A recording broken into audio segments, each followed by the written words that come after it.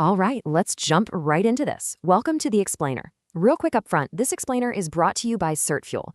They've got a fantastic full Series 3 course packed with adaptive study quizzes, smart flashcards, and unlimited practice exams that are weighted exactly like the real test. You can check all that out at certfuel.com. Okay, let's get right into the core problem we're tackling today.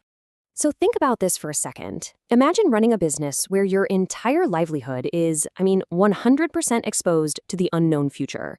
What actually keeps a farmer up at night? Well, I'll tell you right now, it's not just the weather.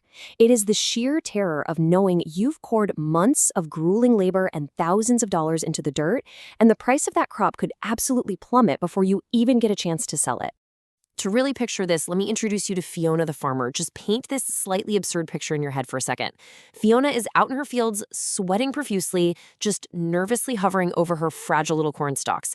And why is she so incredibly stressed out? Because Fiona is what we call long cash. That simply means that she physically owns the crop. The corn is literally sitting right there in the soil. She's absolutely terrified the price is going to crater before harvest time. Because if the cash price of corn tanks, well, Fiona's bank account tanks right along with it. So here's the million-dollar question. How does Fiona stop sweating and actually get a good night's sleep?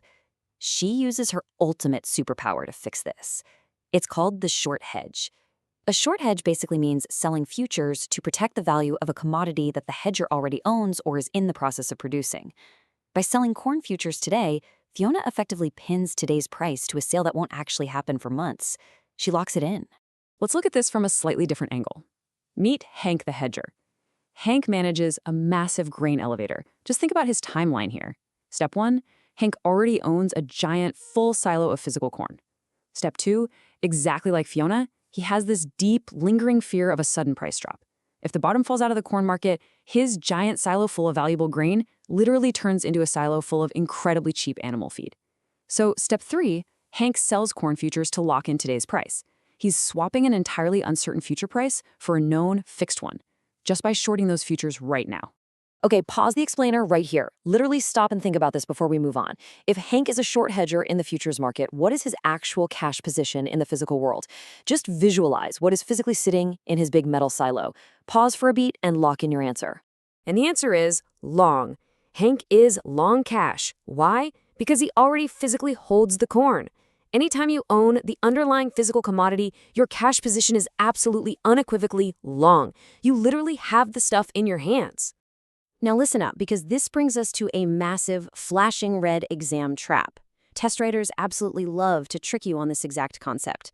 They want you to see the phrase short hedger and instantly assume the person is short everything. No way. A short hedger is long the actual commodity, and they are only short in the futures market. The word short here refers strictly to their action in futures. It is not some bearish, speculative bet on the market crashing. Remember, they still physically own the stuff. And this perfectly illustrates exactly why the mechanics work like absolute magic. Think of it like a financial seesaw. Say the worst-case scenario happens and the price of corn drops. On the cash side, Hank's physical silo of corn is suddenly worth a whole lot less money. But over on the futures side, because the overall price fell, his short position actually gains value. He gets to buy back his short futures contracts at a lower price than he originally sold them for.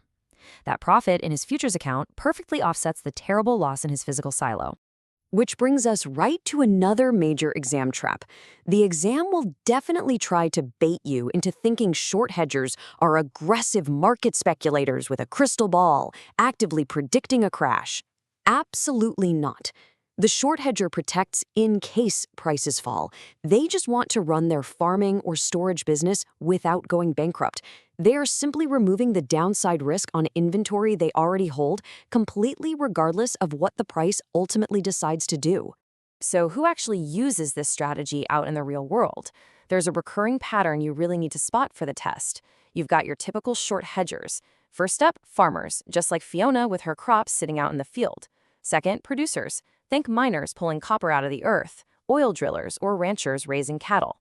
And third, holders of inventory, like Hank at his grain elevator or maybe a warehouse storing metals. The golden rule to remember, you spot a short hedger by looking for anyone whose bank account shrinks if the commodity drops, simply because they're already holding the stuff. Let's pause the explainer one more time. I want to test your intuition here because honestly, everyday logic can actually hurt you on this test. Here's a question. Does farming feel like a traditional buy low, sell high business when you are taking the Series 3 exam? Take a second, really think about it, and lock in your thought. And here's the answer perfectly disguised as yet another exam trap. No, a farmer sitting on a crop is always a short hedger. Now, even though farming feels like you buy seeds low and sell corn high, the actual physical crop is already theirs. They are long the physical commodity. Therefore, they have to sell futures, meaning they go short, to defend against a price drop. Do not let your everyday intuition trick you on test day. Now, all of this builds out the entire market ecosystem. Let's compare Fiona the farmer with a brand new character to see how this works. Fiona is our short hedger, right? Her entire goal is taking away risk. But she can't just throw her risk into some magical void. Someone has to physically take it from her. Enter Trey the trader. Trey is a speculator. He is willingly taking on risk. When Fiona sells futures to ditch her risk, Trey is the guy enthusiastically buying the other side, betting that the price will actually hold steady or even go up. And this single transaction between Fiona and Trey, it isn't just about them. It has massive, broader market effects. First, it efficiently shifts risk from hedgers who hate it over to speculators who actually want it. Second, it creates price discovery. Every single time Fiona and Trey agree on a trade, that transaction feeds vital data into the market, creating a shared estimate of future value. And finally, it drives convergence. Because these paper contracts are ultimately tied to physical reality, the cash prices and the futures prices will draw together. They converge as that delivery date gets closer. All right, let's wrap this up with a final, somewhat provocative question. If short hedging perfectly locks in your downside, what happens to Fiona if the cash price actually skyrockets? Really think about it. She perfectly locked in her price to be safe. If corn goes to the moon, Trey the trader gets insanely wealthy. But Fiona, she is stuck selling at the exact price she locked in months ago. She gave up the massive upside to guarantee she wouldn't go bankrupt on the downside. And that right there is the true opportunity cost of hedging. Keep that concept in your head as you study, because understanding the why is just as important as the how. Thanks for diving into this explainer with me.